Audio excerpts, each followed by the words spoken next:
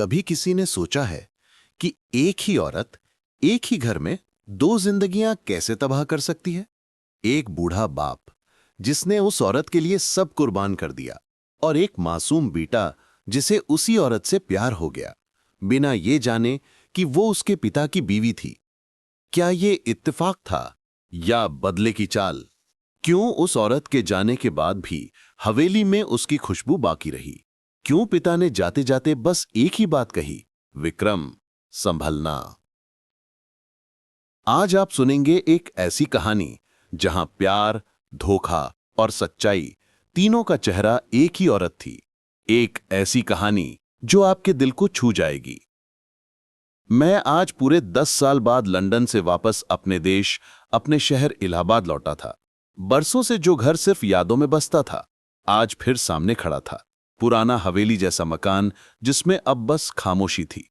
दीवारें वही थी, दरवाजा वही लकड़ी का था, बस अब उस पर वक्त की झुर्रियां साफ दिखाई दे रही थी। धीरे से मैंने दरवाजा खोला, हल्की सी चराहट के साथ, जैसे पुराना घर भी मुझे पहचान गया हो। अंदर कदम रखते ही एक अजीब सा सन्नाटा महसूस हुआ। घर में वो पुराना सामान अब नहीं था, सब कुछ नया हो गया था। महंगे फर्नीचर, बड़ी बड़ी पेंटिंग्स और पर्दों की खुशबू तक अलग थी, जैसे किसी और का घर हो गया हो। मां की याद तुरंत आंखों के सामने घूम गई। जब मां इस दुनिया से चली गई थी, तभी से इस घर की रौनक चली गई थी। मां के बाद कुछ ही समय में पिताजी ने दूसरी शादी कर ली थी, एक खूबसूरत जवान औरत से।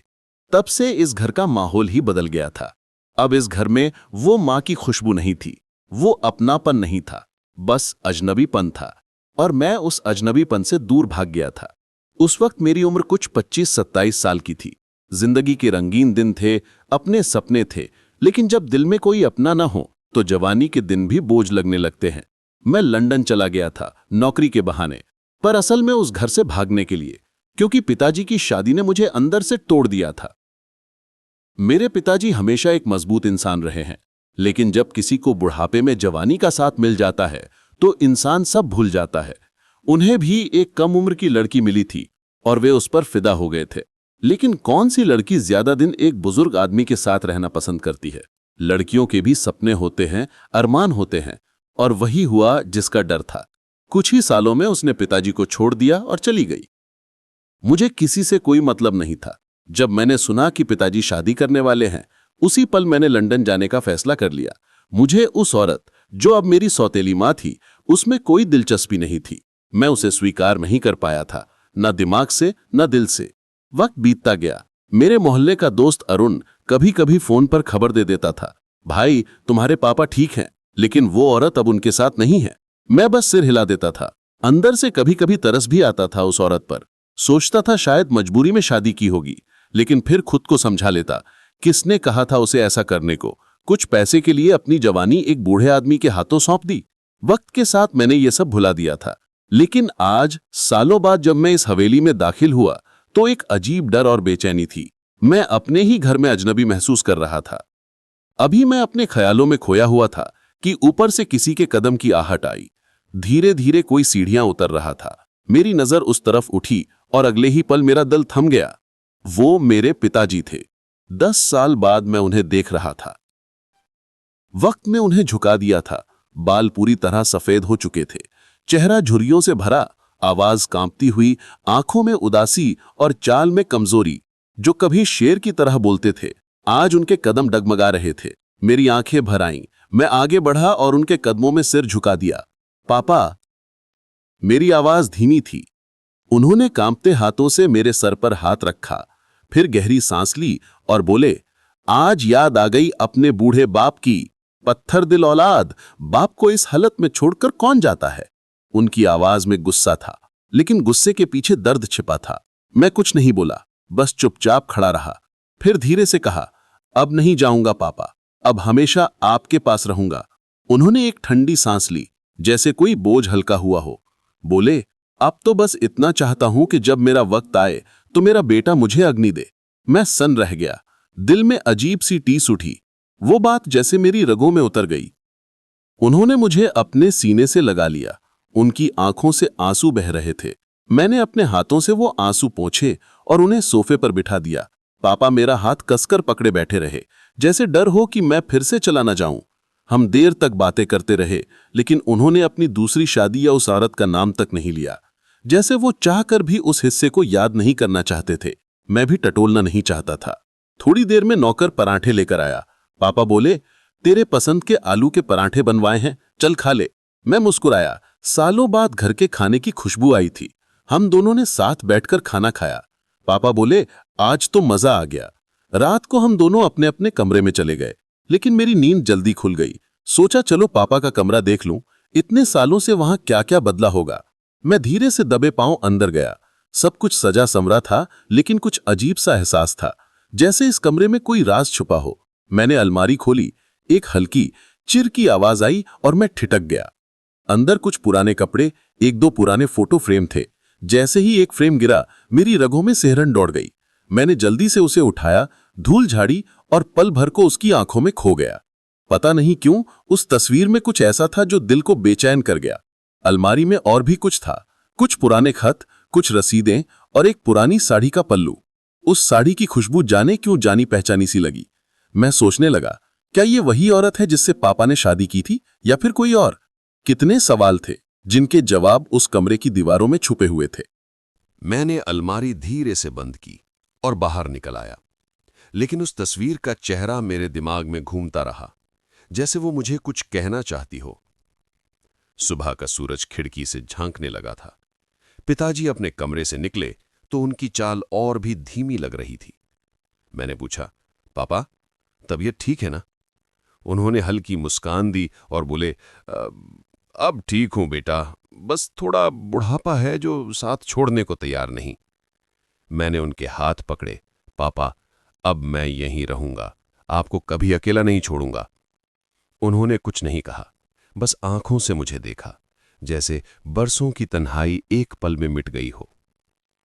वक्त धीरे धीरे बीतने लगा। मैंने सोचा, क्यों ना आज पापा के लिए कुछ अच्छा खरीद लूं। उनके कपड़े पुराने हो गए थे। यही सोचकर मैं बाजार निकल गया। रास्ते में पुरानी यादें उमड़ आईं। बचपन के वो दिन जब पापा मेरे हीरो हुआ करते थे। मां के जाने के बाद उन्होंने मुझे कभी कमी महसूस नहीं होने दी। हम दोनों मिलकर समोसे खाते, फिल्में देखते और घर में हंसी मजाक करते। वो दिन सच में सुकून भरे थे।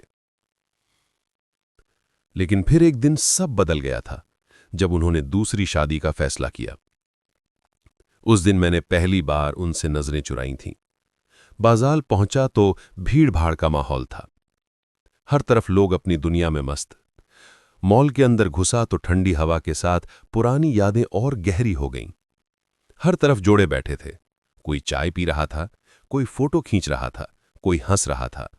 मैंने कॉफी मंगाई और सोचने लगा कि काश मेरी जिंदगी में भी कोई होता जो मेरे साथ ऐसे बैठता, कोई जो मुझे समझता, जो मेरे साथ ये सन्नाटा बांटता। इसी सोच में डूबा था कि तभी पीछे से किसी ने मुझे जोर से टक्कर मारी। मैंने मुड़कर देखा।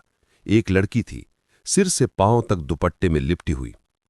उसका चेहरा आधा मास्क से ढका हुआ था, सांसें तेज, आंखों में डर और हाथ कांपते हुए। माफ कीजिए, उसने घबराते हुए कहा, लेकिन अगले ही पल कुछ अजीब से लोग पीछे से आ गए। 4-5 आदमी जिनके चेहरे खुरदरे और आंखों में गुस्सा था। उनके हाव भाव देखकर समझ गया कि मामला कुछ गड़बड़ है। अचानक उस लड़की ने मेरा हाथ पकड़ा और बोली, ये मेरे पति हैं। मैं चौंक गया। क्या? मेरे मुंह से बस यही निकला। वो आदमी ठहर गए। उनमें से एक ने गुस्से से कहा, झूठ मत बोलो। उस वक्त लड़की की आंखें मुझसे मिलीं। उनमें एक अजीब सी विनती थी, जैसे कह रही हूं, बस एक बार भरोसा कर लो। मैं कुछ समझ नहीं पाया, पर दिल ने कहा, मदद करनी चाहिए। मैंने गहरी सांस ली और कहा, हां, ये मेरी बीवी है, क्या परेशानी है?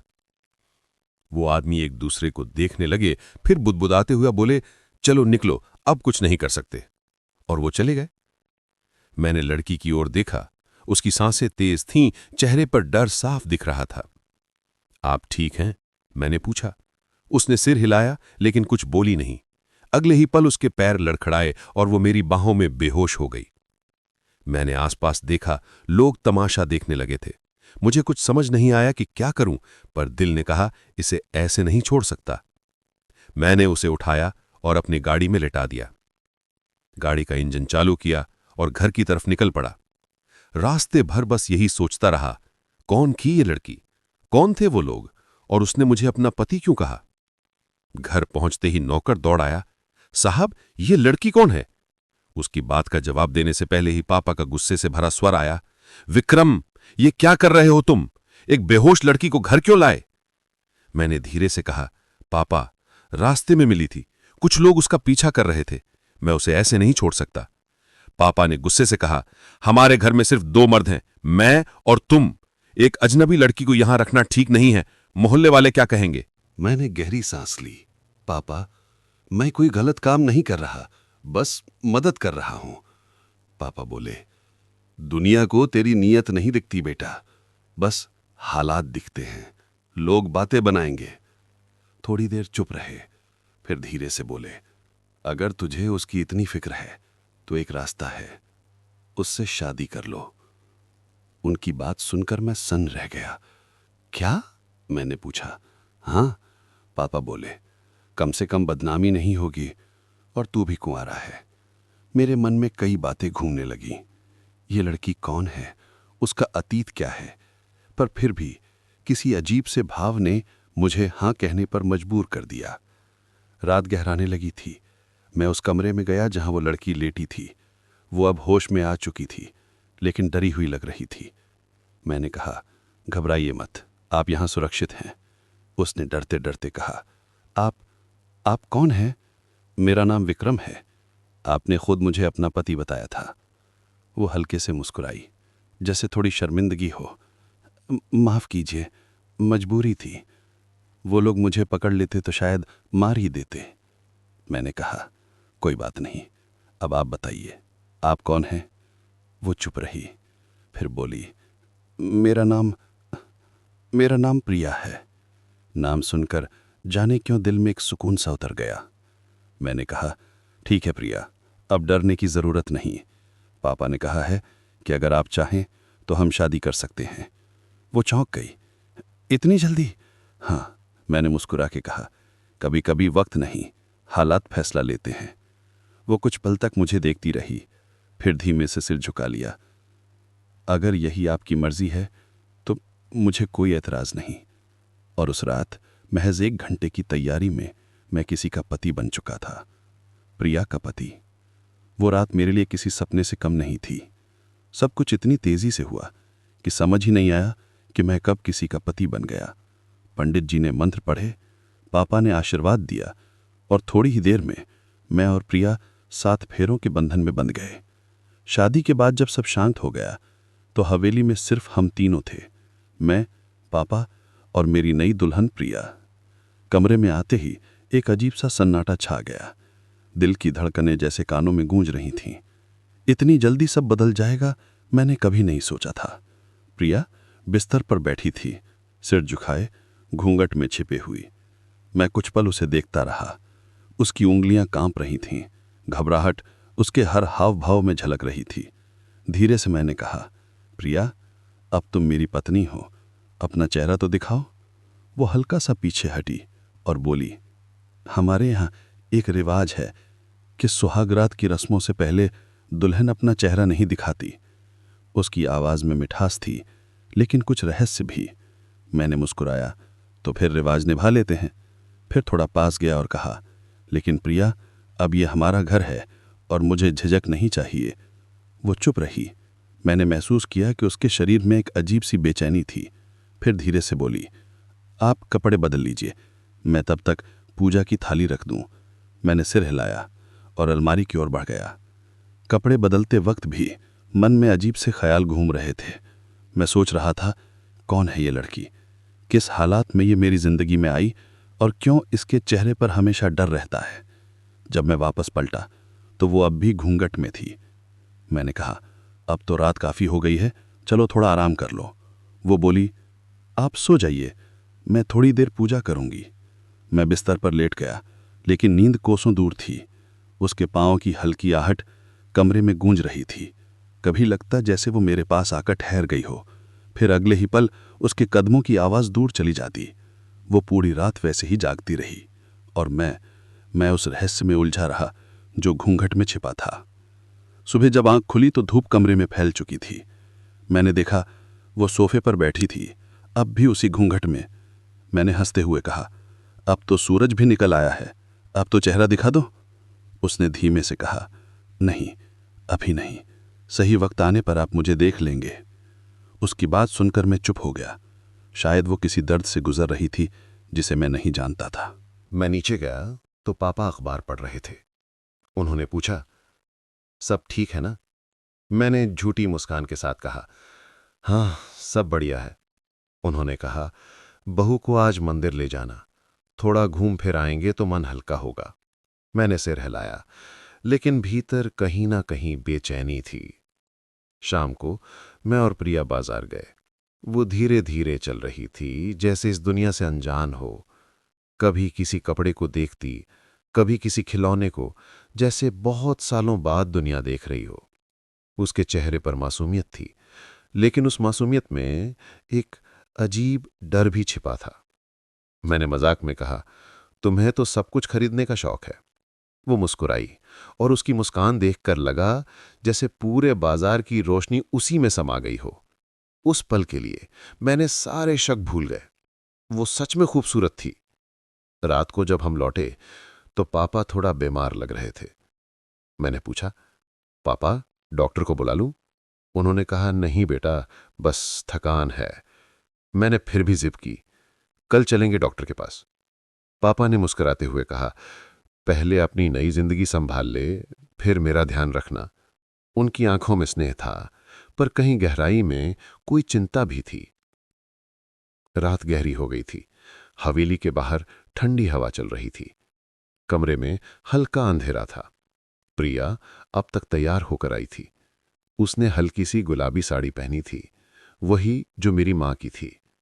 वो साड़ी देखकर दिल में एक टीस उठी, पर साथ ही लगा जैसे मां की आत्मा फिर से लौट आई हो। वो मेरे पास आई और बोली, आप थक गए होंगे, थोड़ा आराम कर लीजिए। मैंने कहा, थोड़ी देर तुम्हारे साथ बैठ लूं, फिर सो जाऊंगा। वो चुपचाप पास आके बैठ गई। उसके बालों से आने वाली खुशबू कमरे में फैल गई। दिल में एक अजीब सी गर्माहट हुई। मैंने कहा, तुम बहुत खूबसूरत हो प्रिया। उसने कोई जवाब नहीं दिया, बस हल्के से झुककर बोली, आप भी बुरे नहीं हैं। इतना कहकर वो मुस्कुराई। फिर अचानक उसने मेरा हाथ पकड़ा और अपनी उंगलियां मेरी हथेली में फंसा ली। उसका स्पर्श बिजली जैसा था, गर्म और बेचैन करने वाला। मुझे समझ नहीं आया ये प्यार था या कोई और एहसास। धीरे धीरे वो मेरे और करीब आने लगी। उसकी सांसें मेरे गालों को छूने लगीं। मैंने खुद को रोकने की कोशिश की, लेकिन वो अब पूरी तरह मेरे पास थी। उसके होंठ मेरी गर्दन को छू रहे थे। उसकी उंगलियां मेरे बालों में घूम रही थीं। कमरे में सन्नाटा था, बस हमारी सांसों की आवाज थी। मैंने उसकी कमर पकड़ ली, लेकिन तभी एक अजीब सी ठंडक महसूस हुई, जैसे मेरे शरीर की सारी गर्मी खींच ली गई हो। मैंने उसे धीरे से पीछे किया और कहा, प्रिया, रुक जाओ। वो अचानक पीछे हटी। उसकी आंखों में सवाल थे। क्या हुआ? उसने पूछा। मैंने कहा, मुझे नहीं पता, लेकिन कुछ ठीक नहीं लग रहा। वो मुस्कुराई। आप बहुत अजीब हैं विक्रम, हर बात में डरते हैं। मैंने जवाब नहीं दिया। वो उठी और घूंघट को ठीक करते हुए बोली, शुभ रात्रि। वो चली गई और मैं बिस्तर पर बैठा सोचता रहा, आखिर उस औरत के भीतर क्या छिपा है? वो कौन है और क्यों मेरी जिंदगी में आई? सुबह उठते ही शरीर में अजीब दर्द था। आईने में देखा तो गर्दन और छाती पर लाल निशान थे, जैसे किसी ने बहुत जोर से पकड़ लिया हो। पसीना माथे पर था और दिल में बेचैनी। नीचे गया तो पापा फिर से बीमार दिखे। उनकी आंखें सूजी हुई थी और हाथ कांप रहे थे।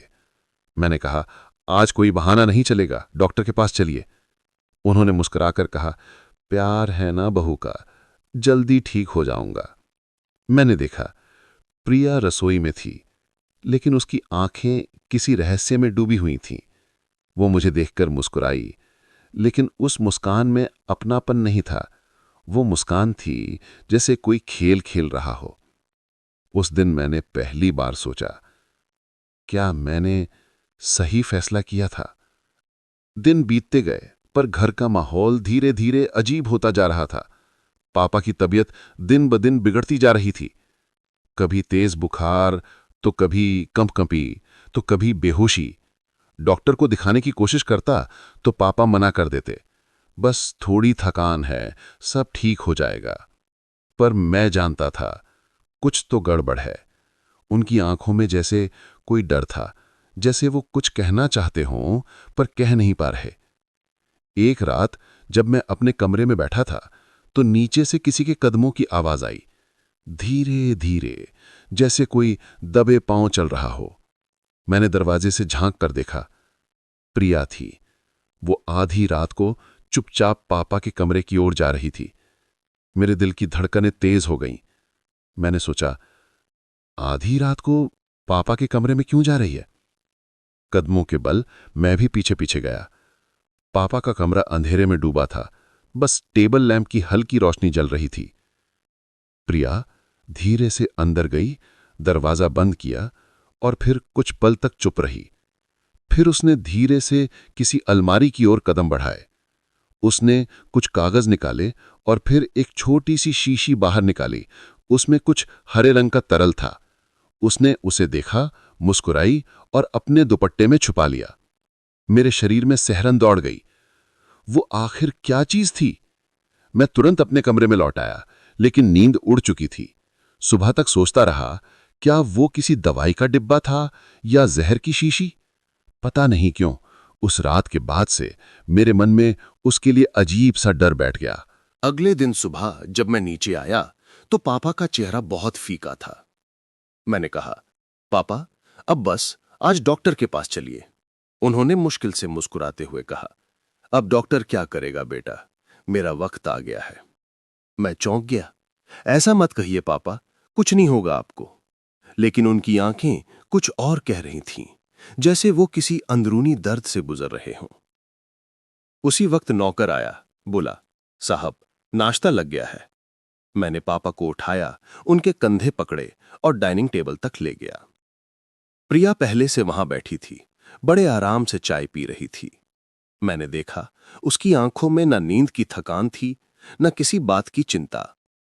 वो सामान्य दिखने की कोशिश कर रही थी, लेकिन उसके चेहरे पर एक अलग ही चमक थी। पापा ने कुछ निवाले खाए, फिर बोले, बहू, बेटा बहुत दिनों से परेशान है, इसे खुश रखना। प्रिया ने सिर झुका लिया, जी पिताजी। उसकी आवाज में मिठास थी, लेकिन मुझे अब वो नकली लगने लगी थी। दिन ढलते ढलते पापा की हालत और बिगड़ गई। उनका शरीर पसीने से भीग गया था। मैंने गुस्से में कहा, अब तो डॉक्टर को बुलाना ही पड़ेगा। डॉक्टर आए, उन्होंने जांच की, फिर बोले, इनके शरीर में किसी तरह का विष है, लगता है धीरे धीरे कुछ दिया जा रहा है। मेरे पैरों तले जमीन खिसक गई। क्या मतलब डॉक्टर? उन्होंने गंभीर स्वर में कहा, जहर धीरे धीरे असर कर रहा है। अगर वक्त पर पता नहीं चला तो मुश्किल हो सकती है। मेरे कानों में सन्नाटा छा गया।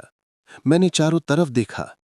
प्रिया वहीं खड़ी थी, लेकिन उसकी आंखों में कोई घबराहट नहीं थी। वो बस चुपचाप देख रही थी। मुझे लगा जैसे उसे पहले से सब पता हो। उस वक्त मेरे मन में एक ही नाम आया, प्रिया। क्या ये वही कर रही है? रात को मैं पापा के सिरहाने बैठा था। वो बहुत कमजोर हो चुके थे। कभी आंखें खोलते, कभी बंद कर लेते। उनकी सांसें भारी हो रही थीं। मैंने उनका हाथ पकड़ा और बोला, पापा, कुछ मत बोलिए, मैं आपको अस्पताल ले जाता हूं। लेकिन उन्होंने मेरे हाथ को कसकर पकड़ा और होठों से टूटी फूटी आवाज निकली, विक्रम, संभलना। बस इतना ही बोल पाए और फिर बेहोश हो गए। मैंने उन्हें उठाया, गाड़ी में डाला और अस्पताल भागा। डॉक्टरों ने उन्हें इमरजेंसी में भर्ती किया। रात भर मैं वहीं बैठा रहा। सुबह जब डॉक्टर बाहर आए तो उनके चेहरे पर निराशा थी। उन्होंने कहा, पैरालिसिस का अटैक हुआ है। अब ये बोल नहीं सकते, बस आंखों से इशारा कर सकते हैं। मेरा दिल बैठ गया। पापा जो हमेशा मजबूत दीवार की तरह मेरे साथ थे, आज बिस्तर पर पड़े थे, बेसहारा, खामोश। अगले कुछ दिन अस्पताल में ही गुजरे। मैं हर रोज उनके पास जाता, उनका हाथ पकड़कर बैठा रहता, लेकिन उनकी आंखों में कुछ था, जैसे वो किसी गहरी बात को कहना चाहते हों। एक दिन डॉक्टर ने मुझे बुलाया और रिपोर्ट दिखाई।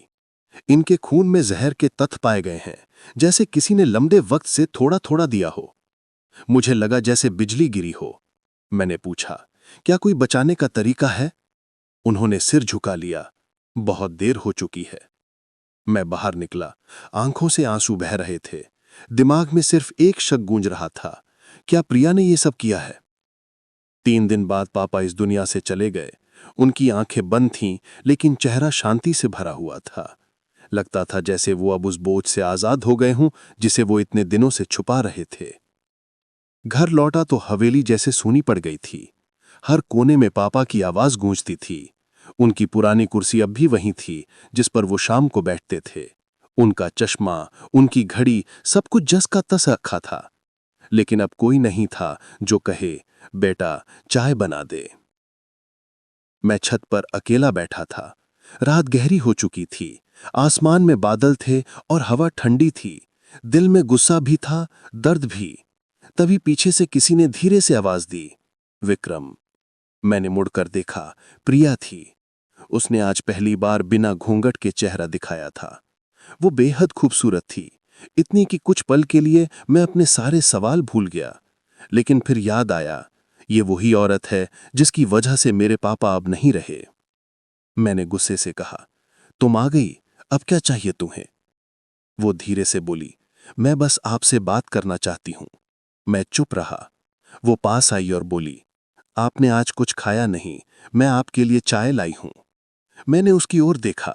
उसकी आंखों में अजीब सी चमक थी, प्यार भी, रहस्य भी। मैंने कहा, मुझे नहीं चाहिए। वो चुप रही, फिर बोली, मुझे नहीं पता कब आप मेरी आत्मा को महसूस करेंगे। मैं सिर्फ आपकी हूं। मैंने कुछ नहीं कहा, बस उसे देखता रहा। अब मैं उसे समझ नहीं पा रहा था। उस रात नींद नहीं आई। पापा की आवाज जैसे कानों में गूंजती रही, विक्रम संभलना। और अब मैं सोचने लगा था, आखिर मुझे किससे संभलना था? जिंदगी से या उस औरत से जो अब मेरी बीवी बन चुकी थी? पापा के जाने के बाद हवेली में अजीब सी खामोशी छा गई थी। ना अब वो सुबह की आवाजें थीं, ना हंसी, ना पराठों की खुशबू। बस सन्नाटा था, और उस सन्नाटे में गूंजती थी पापा की अधूरी बात, विक्रम संभलना। हर कोना जैसे मुझसे बात करता था। उनकी पुरानी कुर्सी अब भी वहीं थी, जिस पर वो शाम को बैठते थे। उनका चश्मा, उनकी घड़ी, सब कुछ जस का तस रखा था। लेकिन अब कोई नहीं था जो कहे, बेटा चाय बना दे। मैं छत पर अकेला बैठा था। रात गहरी हो चुकी थी, आसमान में बादल थे और हवा ठंडी थी।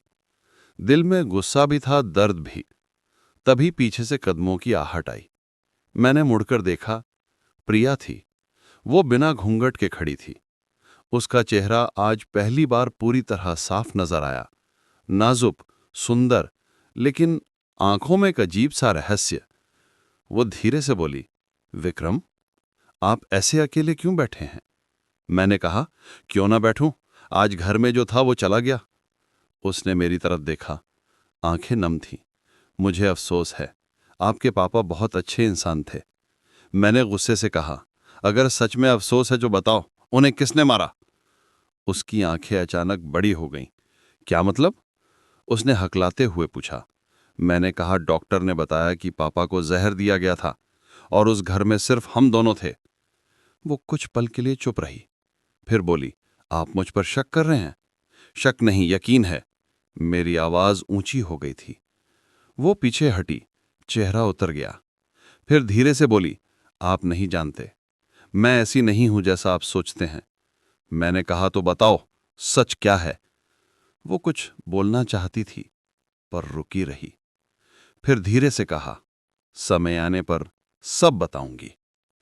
इतना कहकर वो चली गई और मैं वहीं बैठा रह गया, अपनी सोच में डूबा हुआ।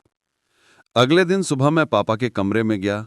उनकी तस्वीर दीवार पर लगी थी। मैंने उनकी तस्वीर के सामने अगरबत्ती जलाई और चुपचाप खड़ा रहा। आंखों से आंसू खुद ब खुद निकल आए। पापा, आप मुझे कुछ बताना चाहते थे ना?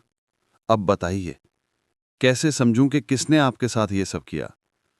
लेकिन जवाब सिर्फ हवा में खो गया। मैंने फिर कमरे का हर कोना टटोला, अलमारी खोली, दराजें देखीं, लेकिन कुछ खास नहीं मिला। फिर मेरा ध्यान उनके बिस्तर के पास रखे छोटे से ट्रंक पर गया। वो पुराना लोहे का ट्रंक जिसे उन्होंने हमेशा बंद रखा था। मैंने उसे खोला। अंदर कुछ कपड़े, पुरानी फाइलें और एक लिफाफा था। लिफाफे में कुछ पुराने पेपर थे। पहले तो मुझे कुछ समझ नहीं आया, पर नीचे एक नाम लिखा था, माया ठाकुर। मेरे हाथ कांप गए। माया? वही नाम जो कभी पापा की दूसरी पत्नी का था। तो क्या प्रिया वही माया है? नहीं, ऐसा तो नहीं हो सकता। लेकिन फिर भी अंदर कहीं एक आवाज कह रही थी कि हाँ, वही है। उस दिन मैं पूरे दिन बेचैन रहा। प्रिया घर में थी जैसे कुछ हुआ ही ना हो। वो खाना बना रही थी, नौकरों से हंसकर बात कर रही थी। उसकी आंखों में अब वो मासूमियत नहीं थी। कुछ था जो वो छिपा रही थी। रात को जब मैं अपने कमरे में बैठा था तो दरवाजे पर हल्की सी दस्तक हुई। आइए, मैंने कहा। वो अंदर आई। ट्रे में दूध का गिलास था। आपने कुछ खाया नहीं, ये दूध पी लीजिए, मैंने कहा। नहीं चाहिए। वो मुस्कुराई। डरिए मत विक्रम, इसमें जहर नहीं है। मेरे होंठों पर ठिठकी हंसी आ गई, लेकिन दिल के अंदर डर और गुस्सा दोनों थे। वो धीरे धीरे करीब आई और बोली, आपको मुझ पर भरोसा नहीं है? मैंने कहा, जब से इस घर में आई हो तब से कुछ ना कुछ बदल गया है। पहले पापा, अब ये घर, हर चीज डरावनी लगती है।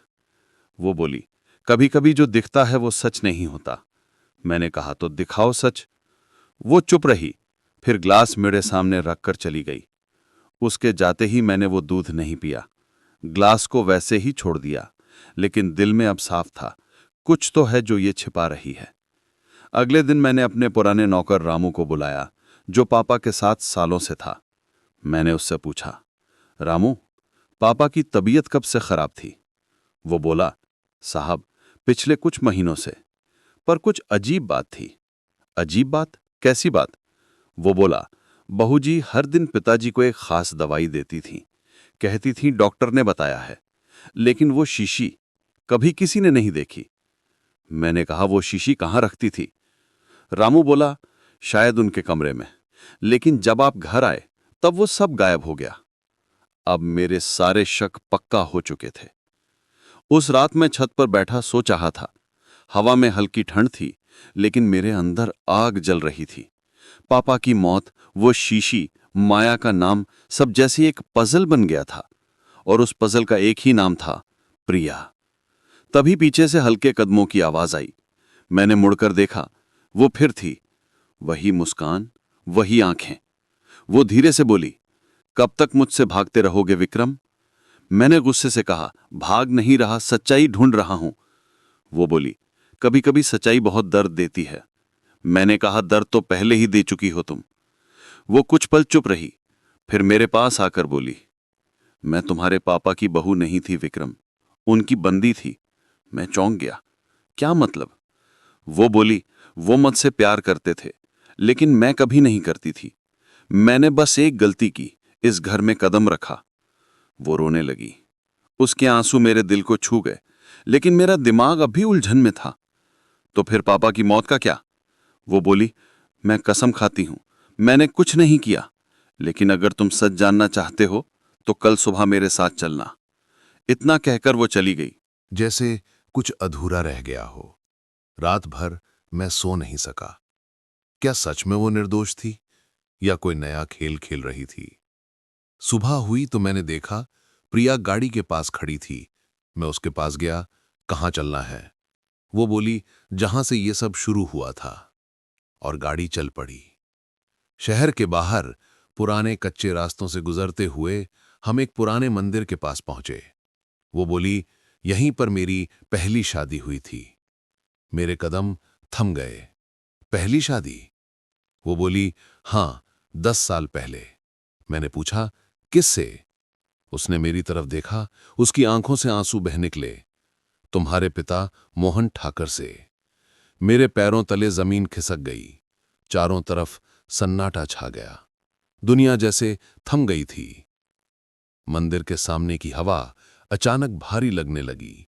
पंछियों की आवाजें भी जैसे थम गईं। मैं एकटक प्रिया को देख रहा था। वो सिर झुकाए खड़ी थी, आंखों में आंसू थे और होंठ कांप रहे थे। क्या कहा तुमने? मैंने हकलाते हुए पूछा। हाँ विक्रम, उसने धीमी आवाज में कहा।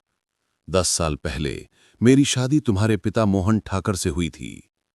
मेरे कानों में जैसे गूंज उठी, तुम्हारे पिता से। मेरे अंदर का सारा खून जैसे जम गया। गुस्सा, हैरानी और घृणा सब एक साथ सिर पर चढ़ गया। ये झूठ है, मैंने चिल्लाते हुए कहा। तुम मुझसे मजाक कर रही हो? वो धीरे से बोली। काश ये मजाक होता, लेकिन यही सच्चाई है। उसकी आंखों से अब आंसू गिर रहे थे। मैंने तुम्हारे पिता से जब शादी की थी, तब मेरी उम्र सिर्फ 20 साल थी। मेरे अपने लोग नहीं थे। माँ बाप बचपन में ही गुजर गए थे। गरीबी थी, भूख थी और दुनिया बेरहम। तुम्हारे पिता ने मुझसे शादी की, मुझे आसरा दिया, पर प्यार नहीं। मैं चुपचाप सुनता रहा। वो आगे बोली, वो मुझसे बहुत प्यार करते थे, लेकिन मैं कभी उन्हें दिल से पति नहीं मान पाई। उनके साथ रहना मेरे लिए जैसे किसी सजा जैसा था। वो उम्र में मुझसे बहुत बड़े थे और उनकी हर बात में शक था, हुकूमत थी। मैंने कोशिश की, लेकिन वो रो पड़ी। मैं घुटने लगी थी विक्रम, मैं बस आजादी चाहती थी। तो तुमने तलाक ले लिया? मैंने कठोर स्वर में पूछा। उसने सिर हिलाया। हाँ, मैं चली गई। मुझे लगा मैं अपनी जिंदगी नए सिरे से शुरू कर पाऊंगी, पर किस्मत। वो रुकी। किस्मत ने फिर वही घर मेरे सामने लाकर रख दिया। मैंने गुस्से में कहा, तो क्या तुम्हें पता था कि मैं उनका बेटा हूं? वो बोली, नहीं, मुझे नहीं पता था विक्रम, मुझे सच में नहीं पता था। झूठ, मैं चीखा। तुम ये सब कहकर अपने गुनाह से बच नहीं सकती। मेरे पापा मर गए और अब तुम मासूम बन रही हो। वो बोली, वो मेरी भी गलती थी, लेकिन उनकी मौत का कारण मैं नहीं हूं। मैंने कहा, फिर कौन है? वो बोली, वो तुम्हारे पिता खुद। मैं चौंक गया। क्या मतलब? वो बोली, वो अंदर से टूट चुके थे। जिस दिन मैंने उन्हें छोड़ा, उसी दिन उन्होंने शराब में जहर मिलाया। मैं लौटना चाहती थी, लेकिन तब तक देर हो चुकी थी। जब तुम घर लौटे, तब तक वो बस जी रहे थे, किसी मकसद के बिना। और जब उन्होंने मुझे तुम्हारे साथ देखा, उन्हें सब कुछ याद आ गया। उसके शब्द जैसे तीर की तरह मेरे दिल में चुभे। मैंने कहा, अगर ये सब सच है, तो तुमने मुझसे शादी क्यों की? वो बोली, मैंने तुमसे शादी नहीं की थी विक्रम, किस्मत ने करवाई। वो रात, वो गुंडे, वो सब झूठ था? वो बोली, नहीं, वो सच्चाई थी। गुंडे उस वक्त मेरे पीछे पड़े थे क्योंकि मैं उस वक्त एक वकील के पास गई थी, अपने पुराने पति यानी तुम्हारे पिता से जुड़े कुछ कागज लेने। उन्होंने सोचा कि मैं उनकी धोखेबाज पत्नी हूं और मुझे मारने भेजे गए थे। मैं भागती हुई मॉल पहुंची और तभी तुमसे टकरा गई। उस वक्त तुम्हारे अलावा कोई और सहारा नहीं था। वो रोते हुए बोली, मैंने बस अपनी जान बचाने के लिए तुम्हें अपना पति कहा। मुझे नहीं पता था कि तुम्हारी जिंदगी मेरी जिंदगी से जुड़ जाएगी। मैं चुप था। हर शब्द जैसे दिल में चुभ रहा था। पापा की तस्वीर, उनका दर्द, उनकी आवाज, सब याद आ गया। विक्रम, संभलना। क्या वो मुझे इससे ही चेतावनी दे रहे थे? हम दोनों मंदिर की सीढ़ियों पर बैठ गए। हवा में धूल उड़ रही थी, पर मन में तूफान था। वो धीरे धीरे बोली, मुझे अब किसी चीज से डर नहीं लगता। मैंने पाप किया था, एक बेकसूर आदमी को छोड़ दिया, लेकिन मैंने किसी की जान नहीं ली। पापा के पिता ने खुद को खत्म कर लिया क्योंकि वो मुझे भूल नहीं पाए। मैंने कहा, डॉक्टर ने तो कहा था कि उन्हें जहर दिया गया था।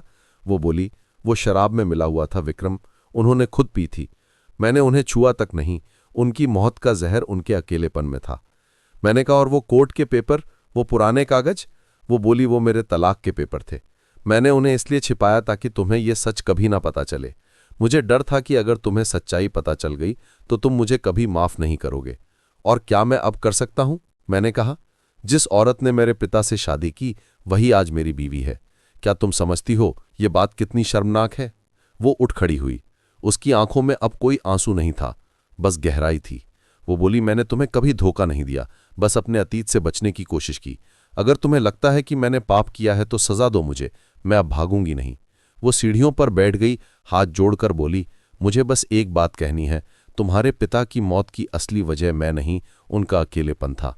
उन्होंने जिंदगी में बहुत कुछ पाया पर प्यार नहीं। वो रोने लगी। मंदिर की घंटियां बजने लगीं, हवा तेज हुई और मैं वहीं खड़ा था, बेजान, पत्थर की तरह। उस रात हम दोनों खामोश लौटे। घर पहुंचते ही उसने अपने कमरे का दरवाज़ा बंद कर लिया। मैं नीचे बैठा पापा की तस्वीर के सामने। पापा, आपने कहा था संभलना। मैं संभल नहीं पाया, सब कुछ उलझ गया। रात भर नींद नहीं आई, सिर्फ एक सवाल घूमता रहा, क्या सच में प्रिया दोषी थी या वो भी बस एक मोहरा थी मेरे पापा की अधूरी कहानी में। सुबह जब आंख खुली तो हवेली के अंदर सन्नाटा था। मैंने नौकर से पूछा, प्रिया कहाँ है? उसने कहा, साहब सुबह सुबह वो मंदिर की तरफ गई थी, फिर वापस नहीं आई। मैं भागा, कार निकाली और उसी मंदिर की तरफ दौड़ा। मंदिर खाली था, बस एक सफ़ेद दुपट्टा सीढ़ियों पर पड़ा था। उसी दुपट्टे की हल्की खुशबू थी जो प्रिया की थी। मेरे हाथ कांपने लगे। मैंने आसमान की तरफ देखा, धूप थी लेकिन दिल में अंधेरा। वो चली गई थी, शायद हमेशा के लिए। कई साल बीत गए, मैंने खुद को पाम में डुबो दिया, पर हर रात वो चेहरा आंखों में तैरता था। कभी गुस्सा आता, कभी दर्द। पापा की तस्वीर के नीचे अब प्रिया का दुपट्टा रखा है, उसकी याद में नहीं, बल्कि उस अधूरी सच्चाई की निशानी के तौर पर जो शायद कोई कभी नहीं जान पाएगा। समय बीतता गया, दिन हफ्तों में बदले, हफ्ते महीनों में, और देखते देखते पूरे 2 साल गुजर गए। लेकिन मेरे दिल से वो एक चेहरा, वो आवाज़, वो रहस्यमयी मुस्कान कुछ भी नहीं मिटा। हर सुबह जब मंदिर की घंटी बजती तो मुझे वो पल याद आता जब उसी मंदिर की सीढ़ियों पर उसका सफ़ेद दुपट्टा मिला था। लोगों ने कहा शायद उसने आत्महत्या कर ली, कुछ ने कहा वो भाग गई किसी और के साथ, पर मैं जानता था प्रिया जैसी औरत इतनी आसानी से हार मानने वालों में नहीं थी। वो चली तो गई थी, पर मुझे पता था वो अभी भी कहीं ना कहीं जिंदा है। पापा के जाने के बाद मैंने वो पुराना घर बेच दिया और शहर बदल लिया। अब मैं मुंबई में रहता था, एक बड़े कॉरपोरेट ऑफिस में काम करता था। दिन भर काम, रात में नींद नहीं, जिंदगी मशीन जैसी हो गई थी, पर भीतर कहीं एक खालीपन अब भी था। एक शाम ऑफिस से निकलते वक्त सड़क के उस पार मेरी नज़र अचानक एक औरत पर पड़ी। वो एकदम सफ़ेद कपड़ों में थी, बाल खुले, चेहरा मास्क से ढका हुआ था, पर उसकी चाल, उसकी आंखों की चमक, सब कुछ वैसा ही था जैसे प्रिया का। मैं कुछ सेकंड के लिए वहीं ठिठक गया। दिल की धड़कनें तेज होने लगीं। क्या ये वही है? मैंने खुद से कहा, नहीं नहीं हो सकती, लेकिन दिल मानने को तैयार नहीं था। वो लड़की सड़क पार कर रही थी, मैंने तुरंत उसके पीछे कदम बढ़ाए। भीड़ थी, ट्रैफिक था, लेकिन मैं उसकी परछाई से नजर नहीं हटा पा रहा था। वो एक पुराने हॉस्पिटल के गेट के अंदर चली गई। हॉस्पिटल का नाम पढ़ा, सेंट मेरी केयर सेंटर। मेरे पैर जैसे जमीन में धंस गए, क्योंकि यही वो अस्पताल था जहां मेरे पापा ने आखिरी सांस ली थी। मैंने अंदर जाकर रिसेप्शन पर पूछा, अभी जो औरत अंदर गई वो कौन थी? नर्स ने कहा, आपका मतलब डॉक्टर प्रिया शर्मा से है। मेरे कानों में जैसे किसी ने बम फोड़ दिया हो।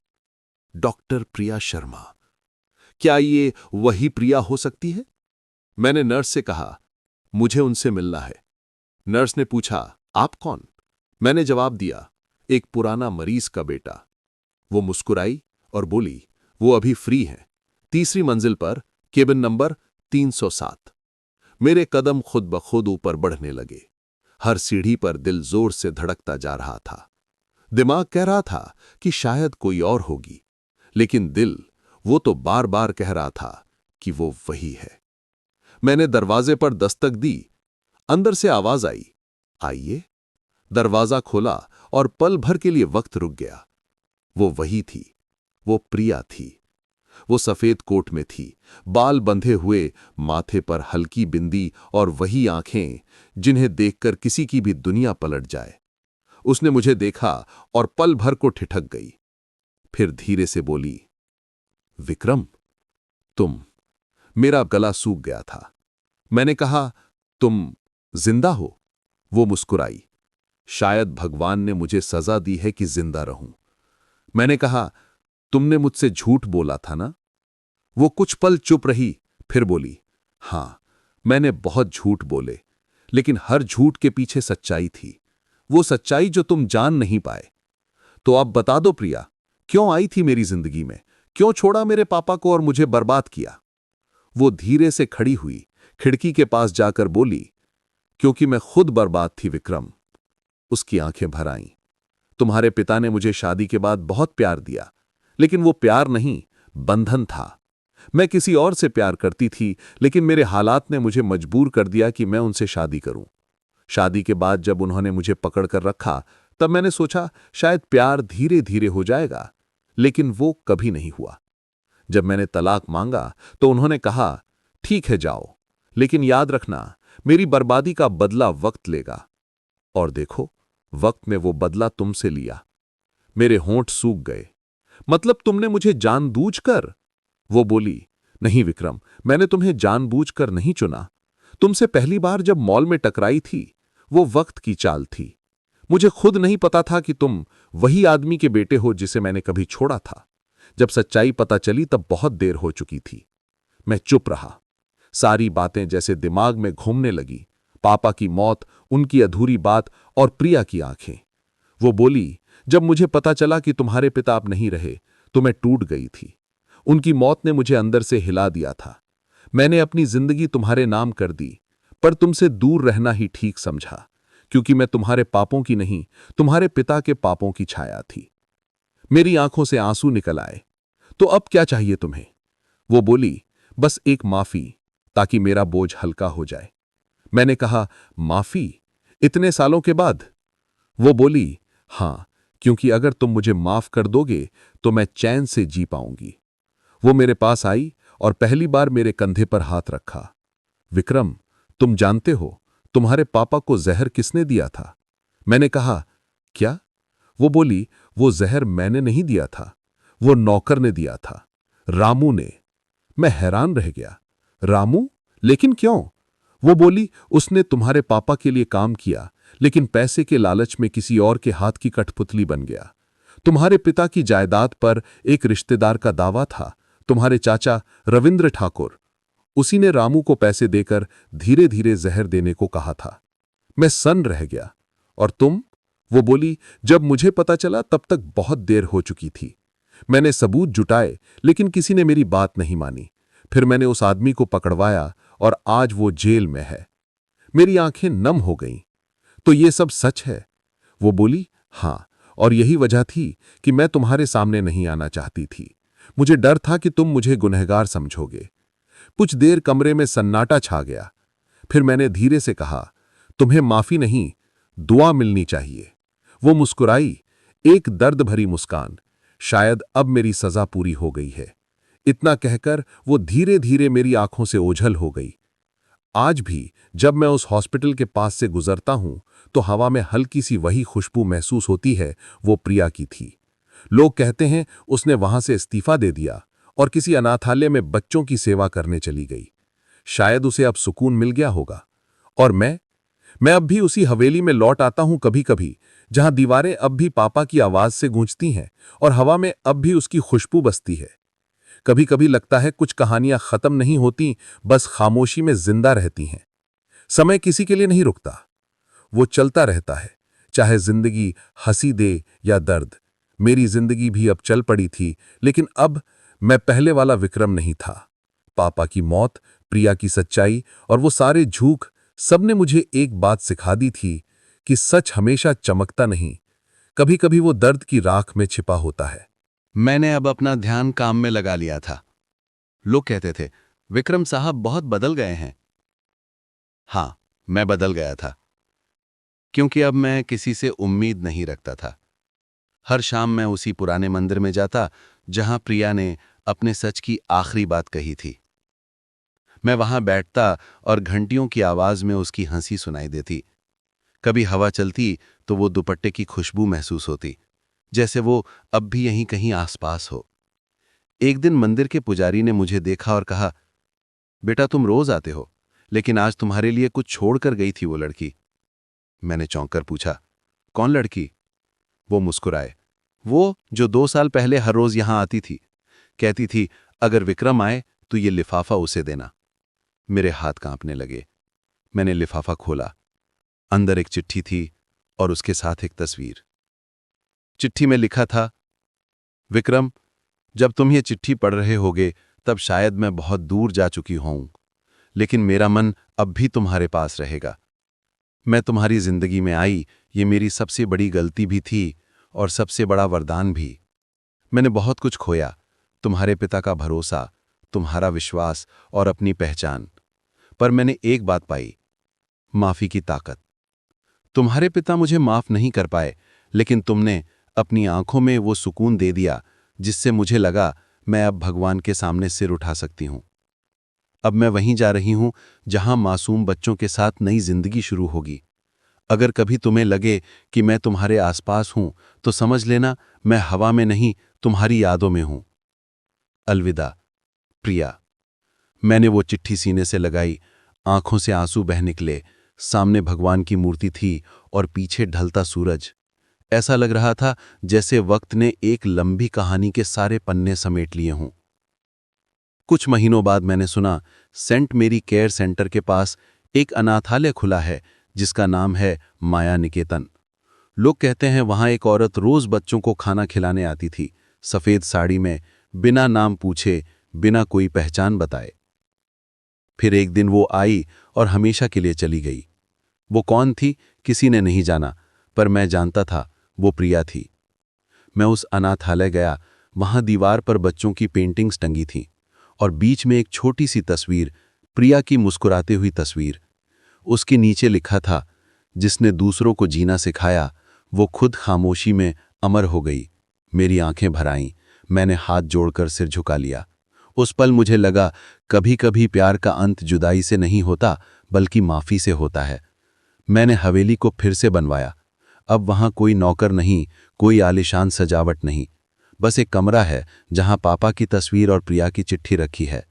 हर रात मैं वहां बैठता हूं, धीरे धीरे हवा बहती है, दीवारों पर छायाएं झिलमिलाती हैं और मैं महसूस करता हूं जैसे वो दोनों वहीं हैं, मुझे देख रहे हैं, मुस्कुरा रहे हैं। कभी सोचता हूं अगर जिंदगी दोबारा मौका दे तो शायद मैं सब कुछ अलग करता, पापा से खुलकर बात करता, प्रिया को बिना शक किए समझता, पर वक्त कभी लौटता नहीं। अब मैं लोगों को बस एक बात कहता हूं, रिश्तों को बचाने के लिए वक्त निकालो, क्योंकि जब वक्त निकल जाए तो सिर्फ अफसोस रह जाता है। आज सालों बाद भी जब मैं मंदिर में दीपक जलाता हूं तो हवा में एक जानी पहचानी खुशबू घुल जाती है। वो शायद वही है, प्रिया की या शायद मेरी यादों की, और मैं मन ही मन मुस्कुरा देता हूं, क्योंकि अब दर्द नहीं होता, बस सुकून होता है कि कहानी पूरी हो चुकी है, शायद अधूरी ही सही पर दिल से सच्ची। कहानी की सीख, कभी किसी के अतीत को देखकर उसे मत आंकिए, क्योंकि हर इंसान के पीछे एक कहानी होती है जो शायद उसने खुद नहीं चुनी होती। प्यार सिर्फ पाने का नाम नहीं, कभी कभी छोड़ देने में भी उतना ही सुकून होता है।